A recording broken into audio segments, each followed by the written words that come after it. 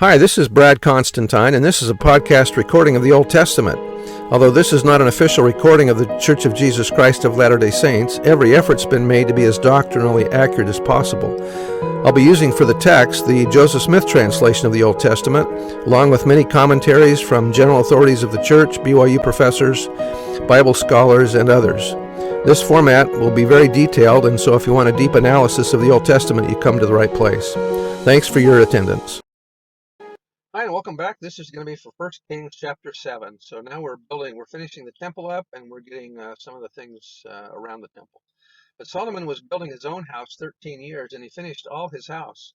He built also the house of the forest of Lebanon. The length thereof was 100 cubits, and the breadth thereof 50 cubits, and the height thereof 30 cubits, upon 4 rows of cedar pillars, with cedar beams upon the pillars, and was covered with cedar above upon the beams that lay on 45 pillars, 15 in a row. And there were windows in 3 rows, and light was against light in 3 ranks. And all the doors and posts were square, and the windows and light was against light in 3 ranks. And he made a porch of pillars. The length thereof was 50 cubits, and the breadth thereof 30 cubits, and the porch was before them, and the other pillars and the thick beam was before them.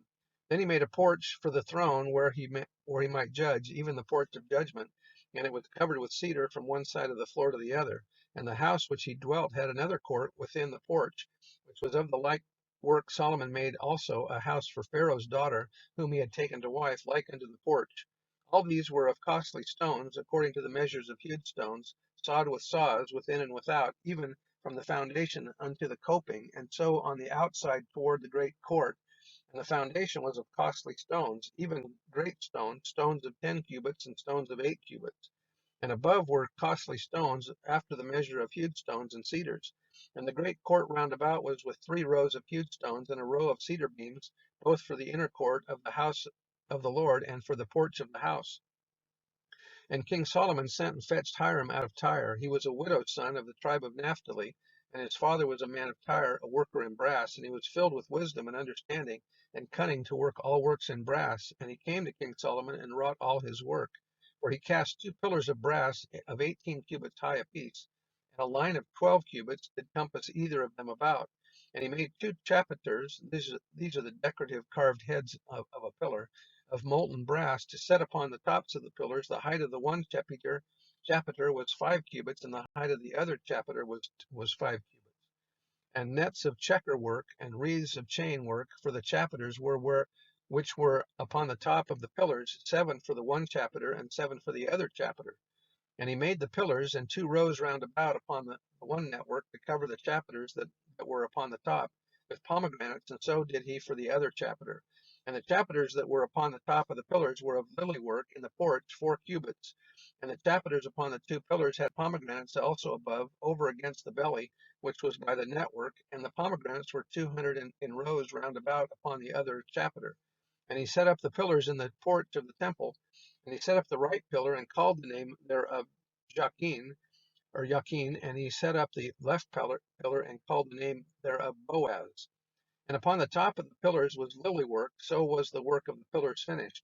And he made a molten sea 10 cubits from the one brim to the other. It was round all about, and his height was 5 cubits, and a line of 30 cubits did compass it round about. And under the brim of it round about there were knops compassing it, 10 in a cubit, compassing the sea round about. The knops were cast in 2 rows when it was cast. It stood upon 12 oxen, 3 looking toward the north, and 3 looking toward the west, and 3 looking toward the south, and 3 looking toward the east. And the sea was set above upon them, and all their hinder parts were inward. This brazen sea was used for performing baptisms for the living. There were no baptisms for the dead until after the resurrection of Christ. In describing the molten sea, the Old Testament record says the sea was for the priests to wash in. That is tantamount to saying that the priests performed baptisms in it, and that was by Bruce R. McConkie. Verse 26, and it was a handbreadth thick, and the brim thereof was wrought like the brim of a cup, with flowers of lilies. It contained 2,000 baths. And he made 10 bases of brass. 4 cubits was the length of one base, and 4 cubits the breadth thereof, and 3 cubits the height of it. And the work of the bases was on this manner, that they had borders, and the borders were between the ledges. And on the borders that were between the legends were lions, oxen, and cherubim. And upon the ledges there was a base above, and beneath the lions and oxen were certain additions made of thin work. Notice that the images that are being used here are lions and oxen. The lion is a symbol of Judah, and the oxen is the symbol of Ephraim. Interesting, isn't it?